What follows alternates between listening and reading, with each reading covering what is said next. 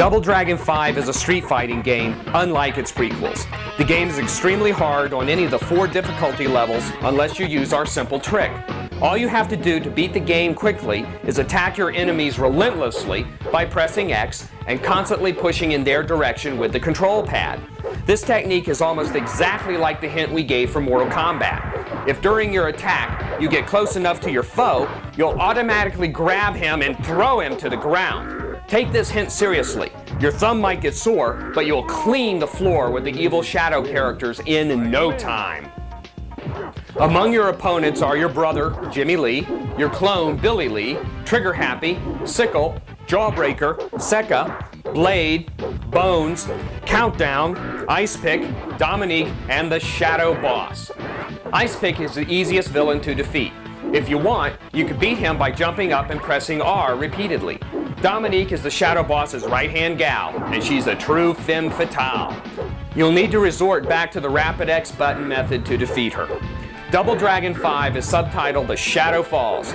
This will truly happen because the Shadow Boss has never been easier to defeat. The battle with him is actually fun. Use the X button technique as usual, but when the Shadow Boss disappears, be ready to turn and face him because he'll most likely reappear right next to you on the other side, ready for more of your bashing and thrashing. The ending you see here can only be seen if you beat the Shadow Boss on the hard level in the quest mode with Billy. If you play the tournament mode with Billy, you'll get an ending similar in style to those of Street Fighter II. True Double Dragon fans will miss the original format and style of the first 4 games. Williams Entertainment didn't make a bad game, but they whet our appetites with only half a pizza.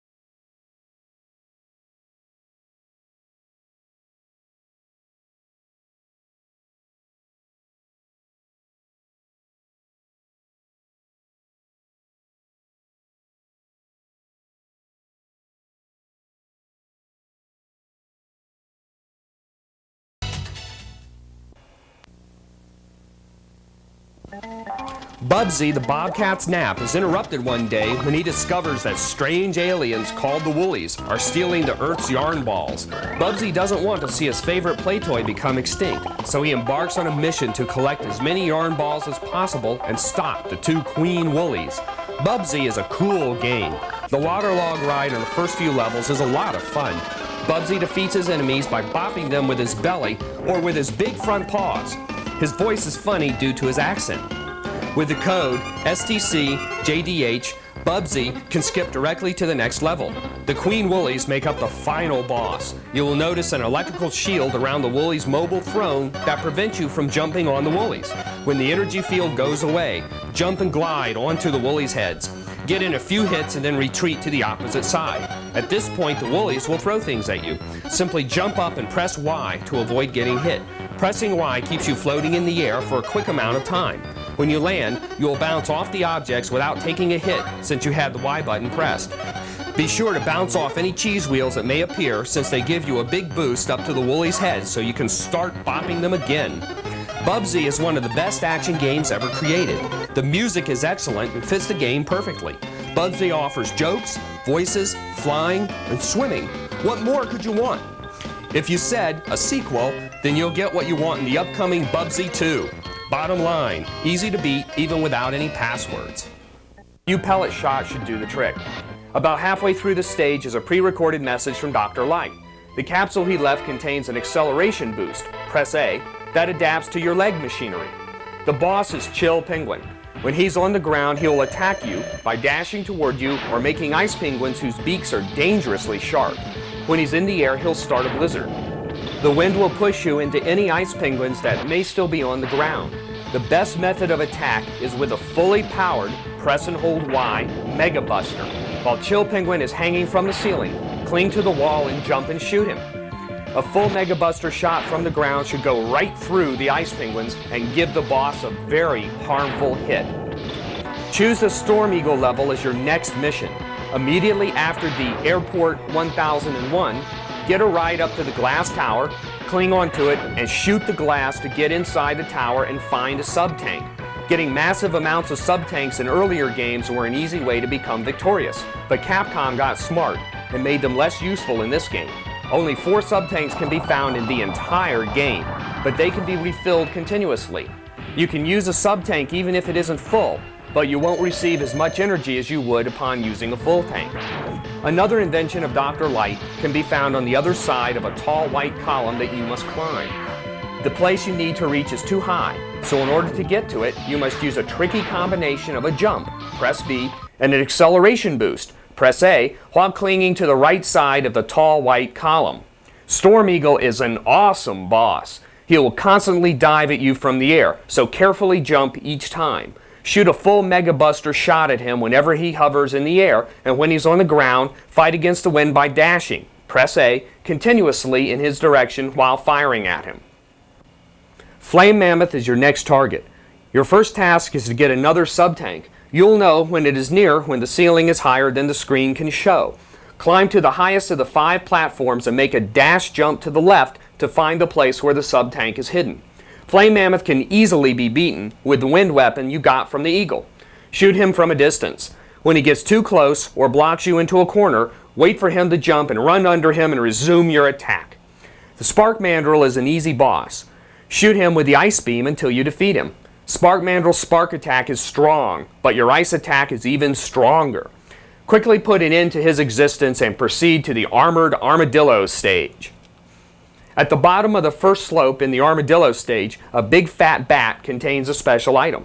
Shoot the bat to get it. Walk left until he reappears and shoot him again for another item, perhaps different from the last. Continue to the right and fall down a shaft, but cling to the shaft wall near the bottom. Let a huge rock-clearing machine pass beneath you and then fall down and walk to the left to find a third sub-tank. After a long ride on a minecart, fall down another shaft with your fire weapon from the Flame Mammoth ready. Quickly destroy another rock machine and continue down the narrow hall until you reach the heart tank. Get this valuable item to increase your health meter. The last minecart ride makes this level the coolest in the game. The cart will reach a ramp and lift off into the air, gliding across a chasm with a beautiful backdrop of waterfalls and blue sky. If you want, you can dash jump off the cart onto the cliff on the right and find a secret item on top. Fall into the chasm and repeat this procedure 4 times to get something ultra cool. This hint, however, does not always work. Try having all the heart and sub-tanks before attempting this task. Armored Armadillo is cool. He'd be cooler if he was Beaver Man, though. Imagine his tail attack. Anyway, that's just a thought. Defeat the strong boss with pellet shots or spark blasts while he's on the ground. Notice that when he starts jumping around the room, he will hit your corner every second time. After defeating a whale ship on the Launch Octopus level, the ship will plummet to low depths. After it makes its bed on the seafloor, walk to the right, fight a long snake-like robot to reach a heart tank. Isn't it cool how you can really jump high underwater? The Launch Octopus is best defeated with a fully charged Mega Buster. Pace back and forth under the octopus while it hovers above you and charge the Mega Buster until the boss drops to the ground, at which point you should turn and fire at him. Repeat this process until the octopus retires from his duties. Boomer Kuwanger's level is a long climb up a tower to reach his lair. Many of the enemies in this level will reappear in Sigma's fortress, so remember how to deal with them. Boomer Kuwanger himself is a spastic little robot that jets around the screen like crazy. Cool his jets by clinging to the wall in the upper left corner and firing continuous homing missiles. In the Sting Chameleon level, you know that secrets are near when the trees are no longer visible in the background. If you fall into the hole, you'll reach an area which houses a heart tank. If you dash jump to the cliff and climb to the top, you'll reach a mini-boss whose demise will result in another Dr. Light invention. Sting Chameleon's tongue is instant death, so stay far away from this boss as you shoot repeated cutting boomerangs which you got from the last boss. Once you defeat him, Zero will arrive to tell you that he has found Sigma's fortress. The challenge rises from here. Mega Man X is an excellent game. The real challenge is Sigma, and advanced players will reach him fairly quickly. Only top players will make it to the end.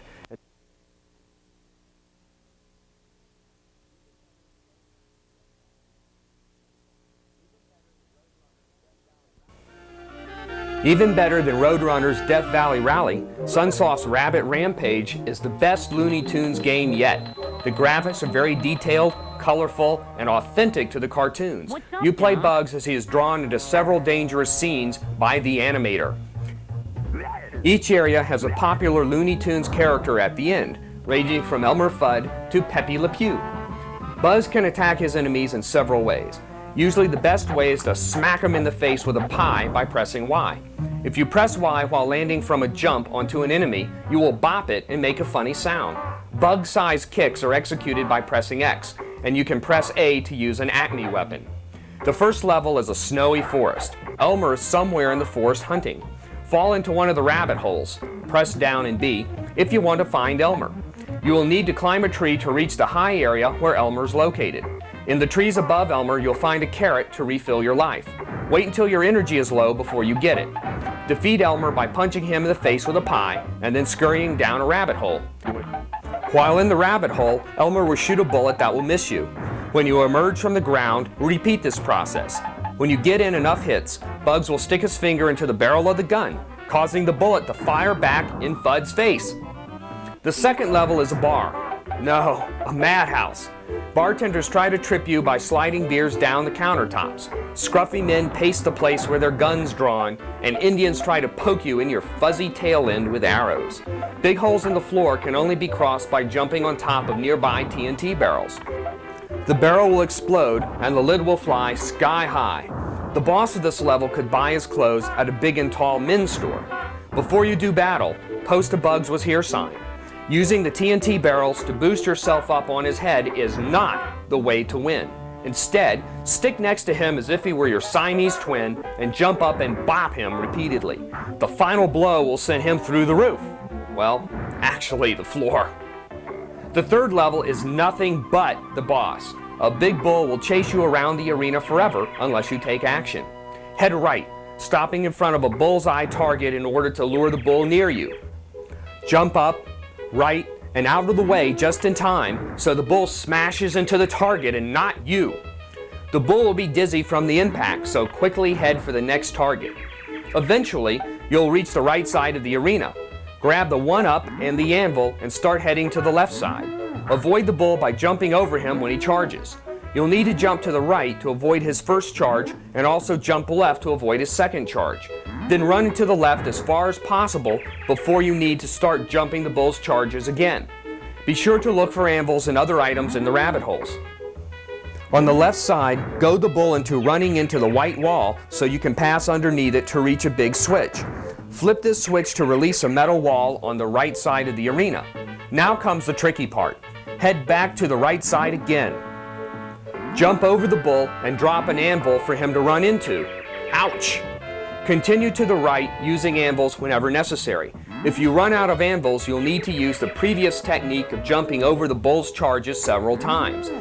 At any rate, get the bull to crash into the metal wall on the far right, and he'll have to call it a day. This game is not easy. Each stage is completely different with its own Looney Tunes characters, sound effects, and setting. Sunsoft has created a classic, indeed.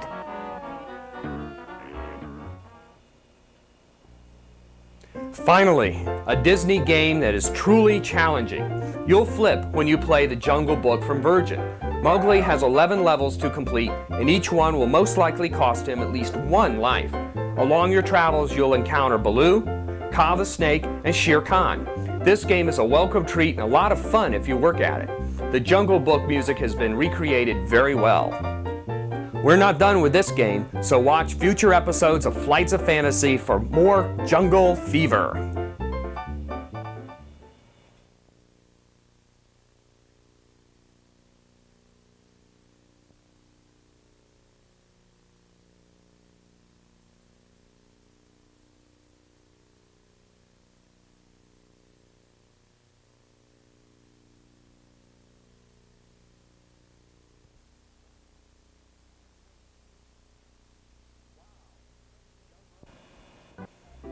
Wow! Young Merlin is certainly a delightful surprise. As a young Merlin, you know very little about magic, but throughout the game, you'll use it more and more. What makes this game unique and refreshing is its nifty way of telling you what to do by showing pictures whenever necessary. Sometimes the game will even tell you what button to press. Okay, you're probably thinking this game is really easy. How hard can it be if it tells you what to do, you say? Well, you'll be surprised. The following hints are designed not to spoil the entire game. 1. Freeze, shooting star. 2. The fairy pond has invincibility water. 3. Gems of a color you throw a certain place. 4. A gem in the mine is due north of the entrance. 5. If you could blow bubbles, you could encase little creatures within them. 6. Cross the Pinedale Bridge after you get a tool. 7. Casolari's key is somewhere near the hedges. 8. Where would you wrench a wheel free? 9. Get 10 treasures in the mine before you take your big, long ride. 10. In a watery place, look for a gem and Casolari's fish. Overall, Young Merlin from Virgin is high quality all the way around.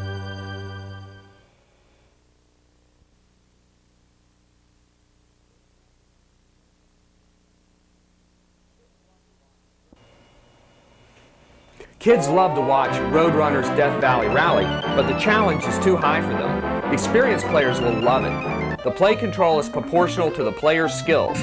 Bad players will think the play control is poor, while good players will think the play control is good.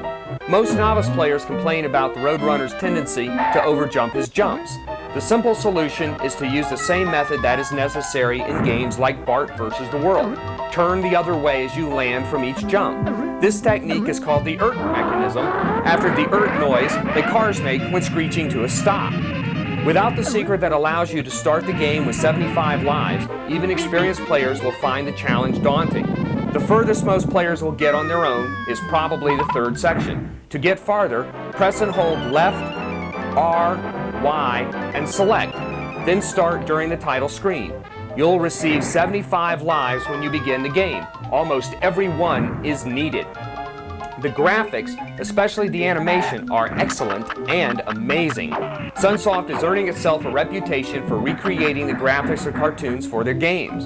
The reason kids love to watch the game is because it looks just like a cartoon. Death Valley Rally is an instant classic.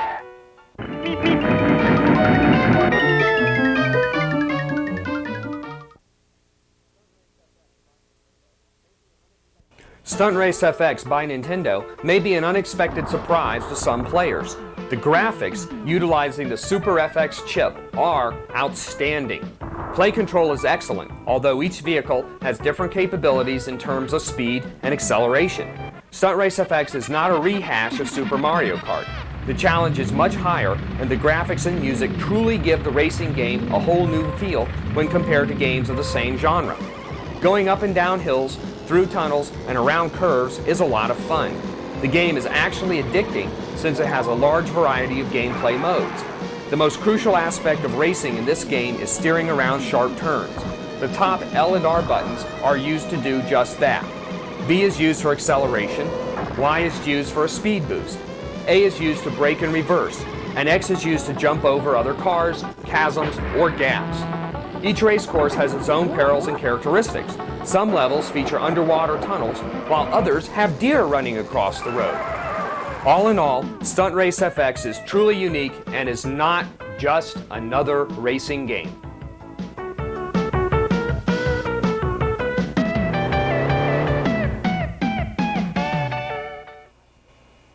Super Game Boy by Nintendo is not a game, but it's just as good. Super Game Boy is a simple and easy adapter that allows you to play your Game Boy games on your Super Nintendo, and in color too. Game colors, borders, and button configurations can be changed by pausing the game and entering the Super Game Boy system by pressing L and R. If you have Game Boy and a Super NES, don't hesitate to get this awesome tool.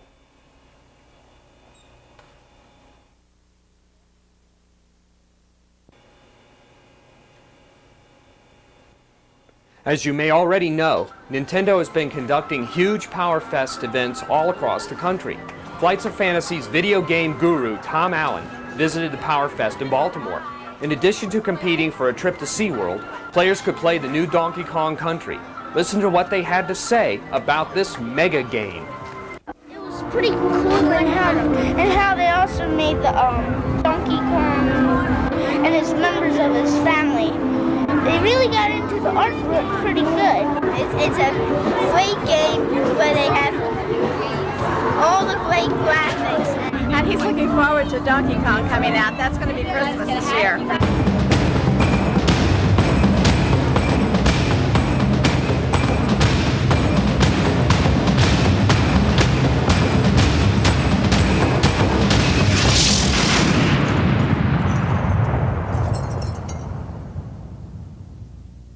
Flights of Fantasy has also had a game competition, created and organized by our producer Tom Allen. Take a look at some of the games that were played.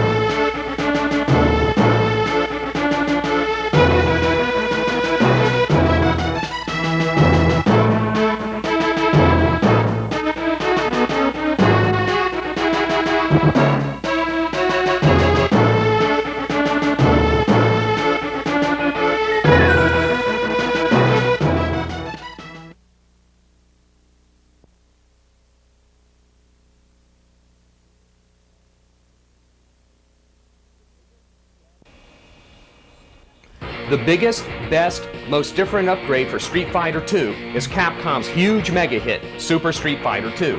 Competing directly with Mortal Kombat 2 this year, Super Street Fighter II offers more modes of play than in any other Street Fighter game. The game opens with Ryu in an incredibly awesome graphical scene as he throws a Hadouken fireball straight at you. Super Street Fighter II is much better than Street Fighter II Turbo. 4 new characters are included in the game: Kami, T-Hawk, Fei Long, and DJ. Their stages feature new music and settings, and when you beat the game with one of them, you will see an all-new ending ceremony. Speaking of ceremonies, even the 4 evil characters, M. Bison, Sagat, Vega, and Balrog, will get totally different and full-fleshed ending ceremonies, whereas in the Turbo game, each evil character got the same boring ending. Although the Street Fighter series is not for everyone, this specific title has the most player appeal. Those fighters who aren't particularly drawn to street fighting games may still decide to save their money for popular action and role-playing games, but they should still at least play the game. This game is the easiest Street Fighter game for several reasons. The characters are more equal in strength, therefore each fighter can probably beat any of the others. Special moves are not as vital to success as in the previous games. M. Bison is the ultimate key to success. Use him and his sidekick move. Press down and R simultaneously to get through the game quickly. In the Super Battle mode, players can use the second controller to pick a challenger once they find out who they're competing against. For instance, if Cam is your next competitor, press start on controller 2 and select her. Now you can defeat Cammy since no one is controlling her. This simple technique is a good way to quickly get to M. Bison. To see an ending for your character, you must defeat M. Bison without cheating. To see an ending of a different character, let yourself die, continue, and select someone new. Super Street Fighter II is one of the biggest games for Super NES.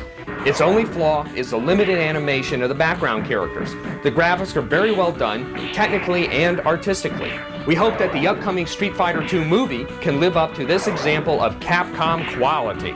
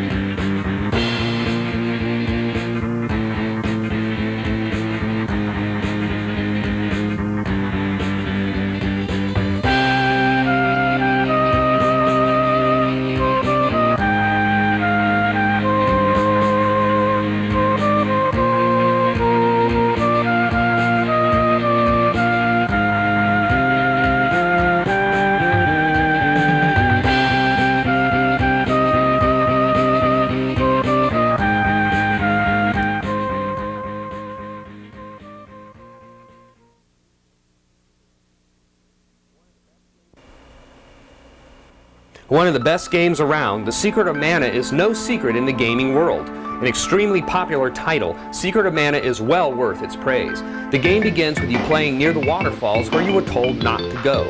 Before you know it, you slip right off the log and fall into the water below. In an attempt to get back home, massive weeds and hedges block your way. Get the sword and the stone, also known as Excalibur, and use it to chop your way home through weeds and yellow monsters. Once in Podos again, head for the village elder who raised you. He'll yell at you for playing near the dangerous waterfalls, and also for removing the sword, which by legend must stay within the stone to keep the monsters away. Elliot will freak out and start to punch you, but an earthquake will interrupt this foolishness. Both of you will fall beneath the earth and into an underground lair where the mantis ant lives. To defeat the mantis ant, simply wait until the percent reading is 100 before striking. Avoid his big yellow claws as well. The reward for your success in this battle is an orb for the sword. When you reach the surface, Gemma the Knight will appear on the scene. Meet him at the Water Palace later, but now you must enter the Elder's house. Sadly, the town has gathered inside the house and has decided to banish you from town to protect their safety. Before leaving Podos forever, grab 50 gold points in the basement and visit the item shop to buy candy, a bandana, overalls, and a medical herb. Lastly, use the inn to get some rest and then exit Podos through the south gate. You will not be able to return. You are now alone in your journey. Many adventures lie ahead before you realize your destiny. Prepare to travel the world via Cannon Express and watch out for goblins who love to make stews.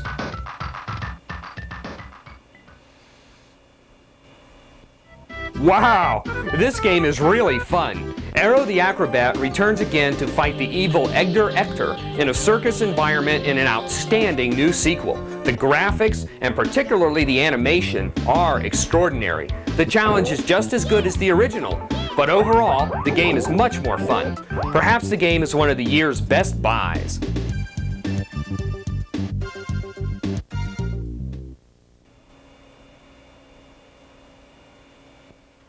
AERO's second archenemy gets his own game with Zero the Kamikaze Squirrel. Fans of AERO will also like Zero, and the games are very similar. Whereas AERO relies on dives and drills, Zero relies on spinning and gliding. He's a squirrel with attitude.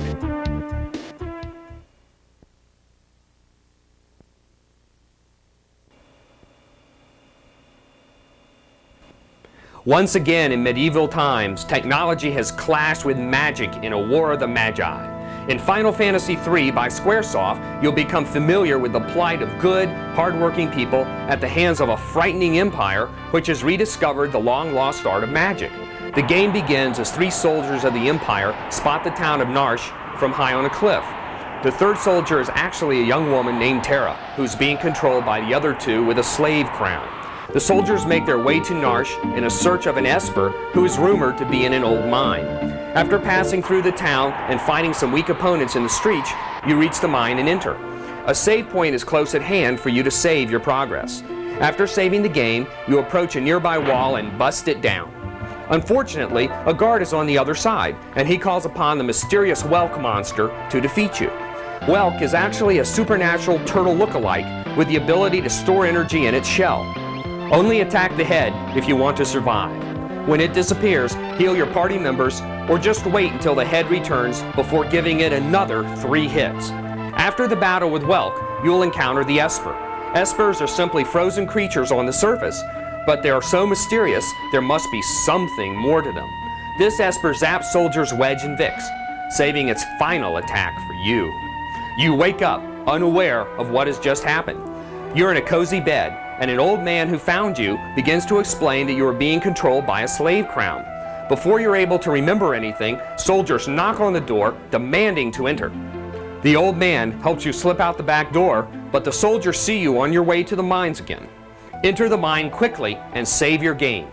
Explore the mines thoroughly. The first treasure chest houses a phoenix down, while the second nearby chest contains a sleeping bag. Proceed through the mines. Uh-oh. The soldiers have caught up to you. Luckily, you escaped them through a hole in the ground, but your fall knocks you unconscious. Your dreams reveal a time when you were being trained by Emperor Gestalt to fight in machines. Meanwhile, the old man sends his good comrade Locke to the mines to assist Terra. Since Terra is unconscious, you'll need to defend her by fighting all the oncoming soldiers before they reach her. The great Mughals will step in and give you a hand, especially when you fight the leader. Attack the leader first, then defeat the Lobos. After this battle, Locke will carry poor Terra out of the mines. Terra awakes near the exit, which Locke says is a secret to most people. With the Empire behind you for the time being, enter the beginner's training house near the edge of the Narsh village. Inside, you can replenish your life fully at the recovery pot and save the game at a save point. Explore the rest of the building, then leave Narsh and set out for a quick journey to Figaro Castle in the desert.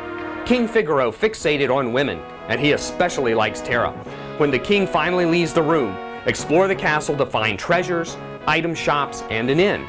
During your exploration, you will discover that Figaro and his brother Sabin's father is dying. Return to the throne room to find King Figaro, and soon the game will be interrupted by the arrival of a very majestic presence, Kefka, the loyal servant of Emperor Gestahl. Kefka is a character. His guards are at his beck and call, and they sweep the sand off his shoes. Indeed, Kefka enjoys power, as you will see later in the game. Be prepared for many more storylines and characters, and most of all, great music in the remaining adventures in Final Fantasy III. Final Fantasy III is an awesome game. The beginning is a little slow, but the plot really thickens at Figaro Castle. Final Fantasy III includes great graphics, great play control, great challenge, and endless fun. So this game is a must-have for true fans of the fantastic.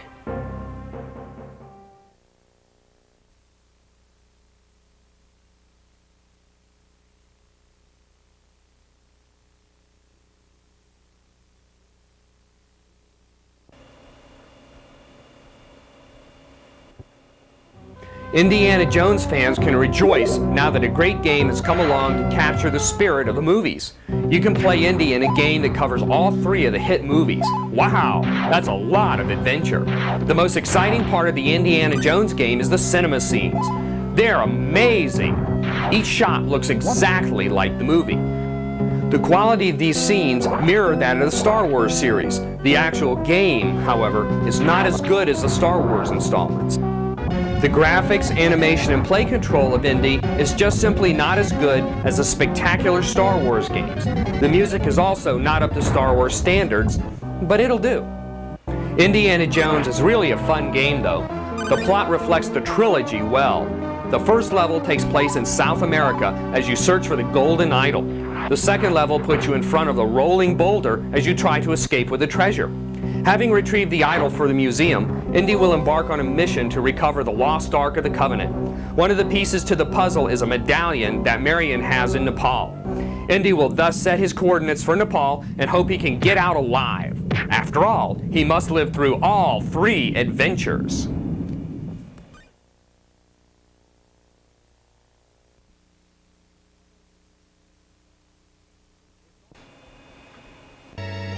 It's almost as if Capcom read our minds and made a Super NES sequel to Gargoyle's Quest 2, but they did it better than we would have possibly imagined.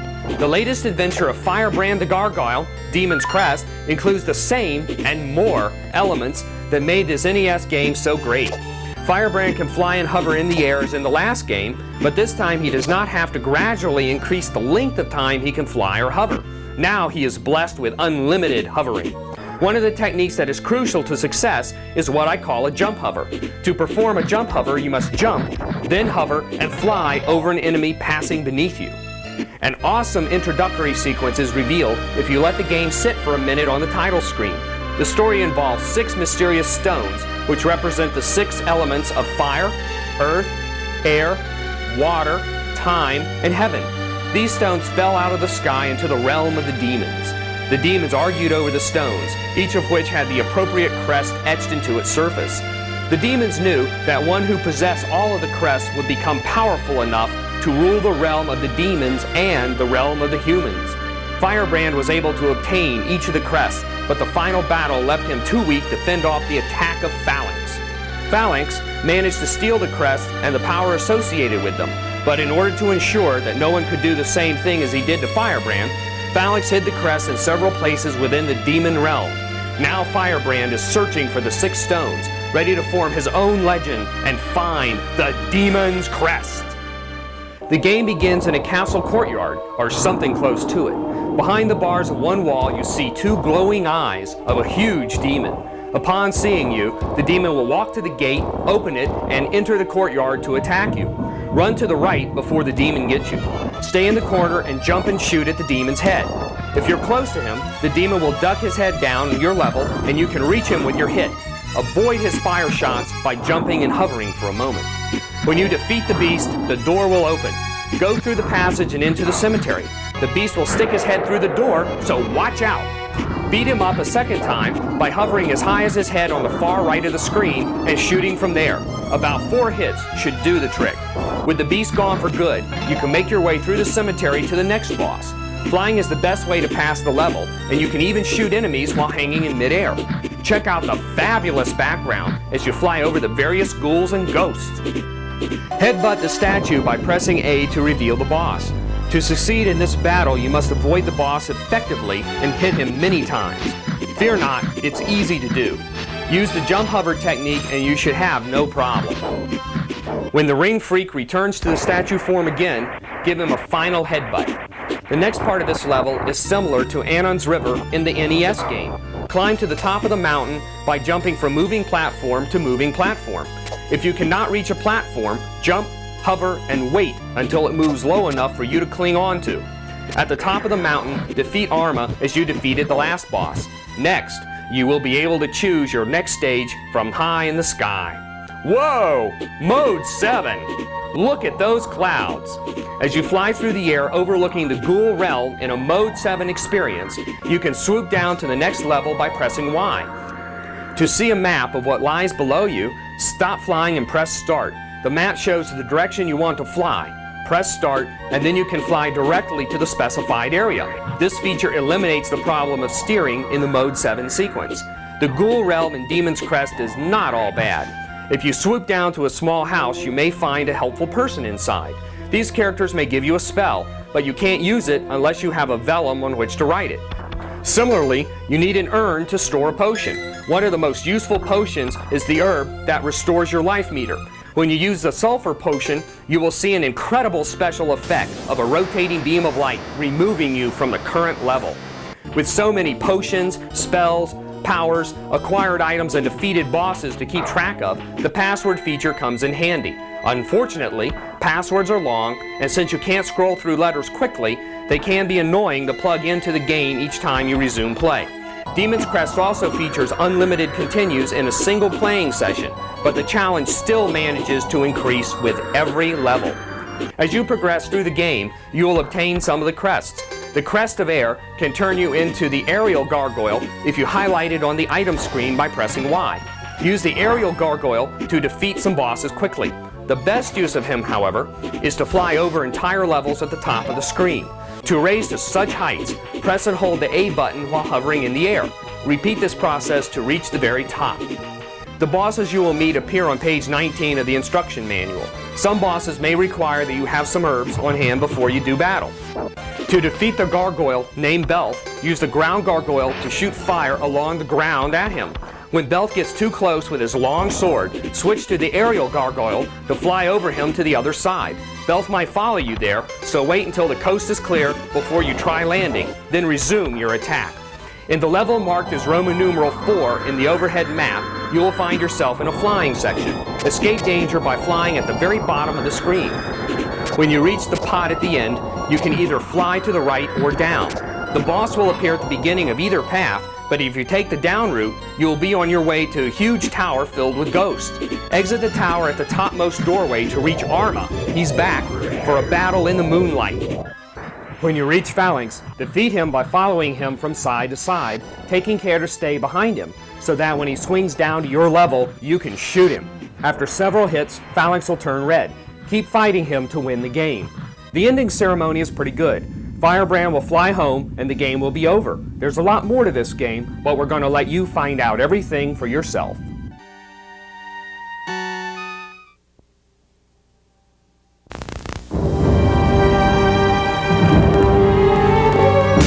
After 7 months of fighting, the civil war in Shadaloo may have reached the turning point. The capital has just fallen. In December 1994, the forces of freedom will face a power-mad dictator in a struggle for the fate of the world.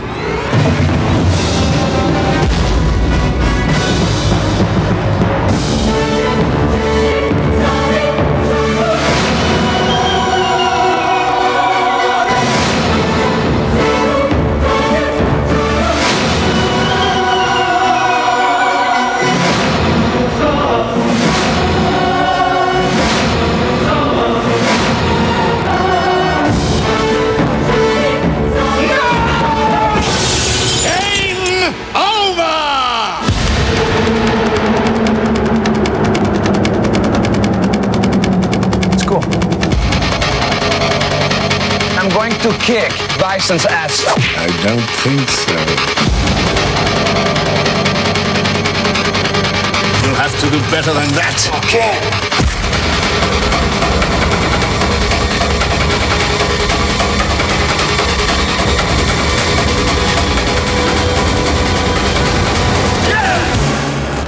Now, who wants to go home and who wants to go with me?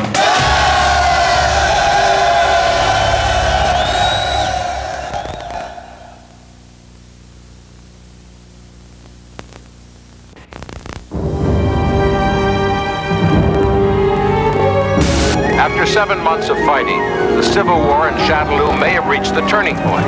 The capital has just fallen. In December 1994, the forces of freedom will face a power-mad dictator in a struggle for the fate of the world.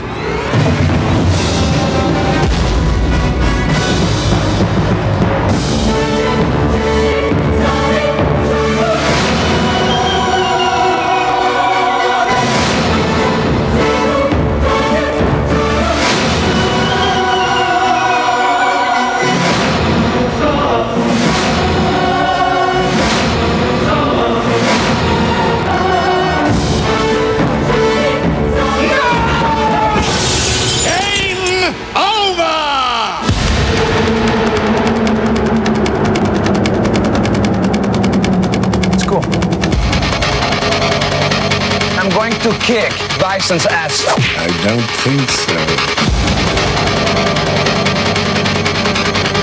You'll have to do better than that. Okay.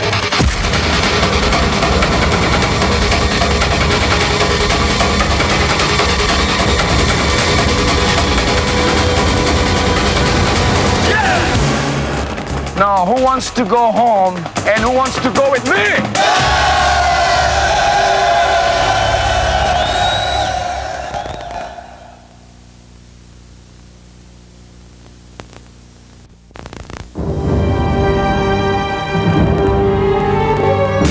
After 7 months of fighting, the civil war in Shadaloo may have reached the turning point.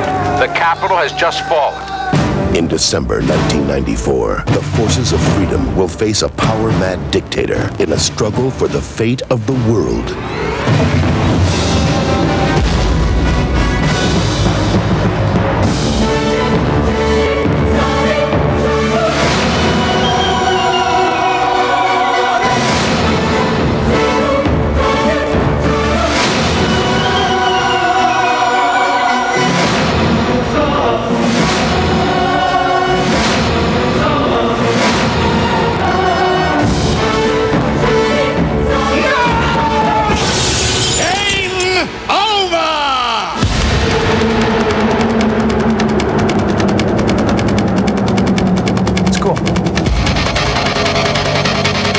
To kick Bison's ass. I don't think so.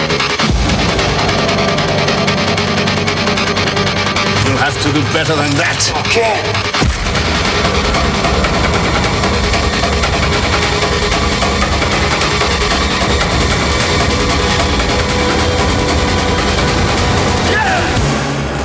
Now, who wants to go home and who wants to go with me?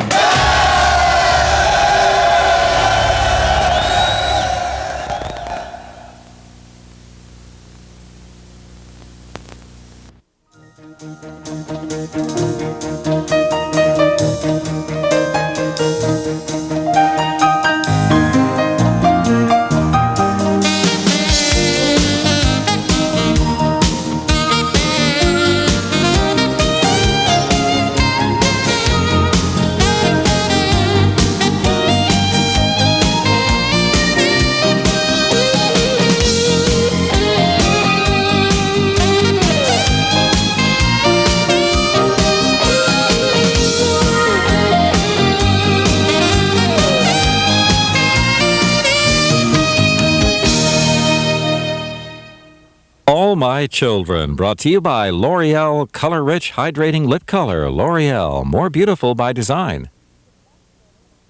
Erica Kane, whatever happened to your sense of adventure?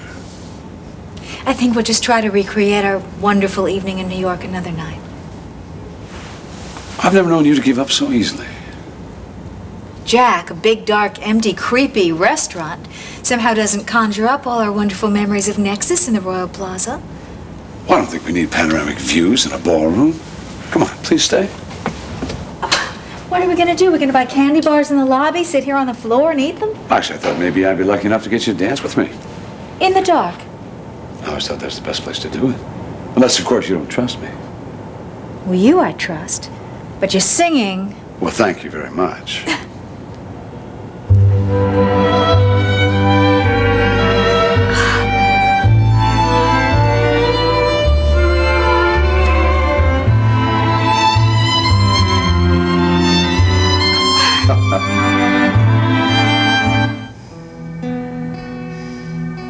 Sunshine rays are absent in the Genesis version. Tom also talked to Mike Myers, author of Games Without the Gore, an article that appeared in TV Guide, who mentioned the new Vortex, a Super FX game by Electrobrain. The 1994 Summer CES was a great event for the electronic gaming industry. Game publishers and developers had an opportunity to reveal their new products, which are indicative of the grand and glorious future of the video game world.